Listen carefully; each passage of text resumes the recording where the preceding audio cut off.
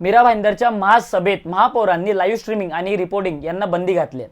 आता तुम्ही विचार करा, जर शहराचं चांगलं भविष्य त्या मीटिंगमध्ये निश्चय होणार आहे आणि लोकांच्या चांगल्या ह्याच्यासाठी इथे कामं करणार आहेत नगरसेवक, महापौर, उपमहापौर, तर मग लाईव्ह स्ट्रीमिंग किंवा रिपोर्टिंगसाठी बंदी का? म्हणजे अशा कुठल्या गोष्टी आहेत जे लोकांपर्यंत पोहोचल्या पाहिजेत? लिटरली सगळ्या ठिकाणी आज आपण बोलतो डिजिटल इंडिया, डिजिटल मीडिया, सगळ्या ठिकाणी कॅमेरेज, व्हिडिओज, रेकॉर्डिंगची परवानगी दिली आहे।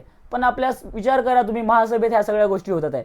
मला असं वाटतं कुठे ना कुठे विरोधक नशीब आहेत। जर विरोधक आपल्या मीरा भाईंदरमधून जर संपले, एकच पक्ष जर उरला, तर तुम्ही विचार करा कायदा कानून संपेल आणि सामान्य लोकांसाठी चांगलं शहर सोडा, गुलाम बनून राहू, गुलाम नोकर बनून राहू। यावर तुमचे मत सांगा की या सगळ्या गोष्टी थांबल्या पाहिजेत की नाही। आणि किती जरी काही जरी झालं, जर कोर्टात रेकॉर्डिंग अलाउड आहे, पोलीस स्टेशनमध्ये अलाउड आहे, तर तुम्ही विचार करा महासभेत अशी जागा जी पब्लिकसाठी काम करणारी आहे, पब्लिकसाठी, पब्लिकचाच टॅक्सच्या पैशाने तुम्हाला पगार भेटणार आणि तुम्ही सांगणार रेकॉर्डिंग नाही करायची, असं काय करणार आहे तुम्ही त्या ह्याच्यात?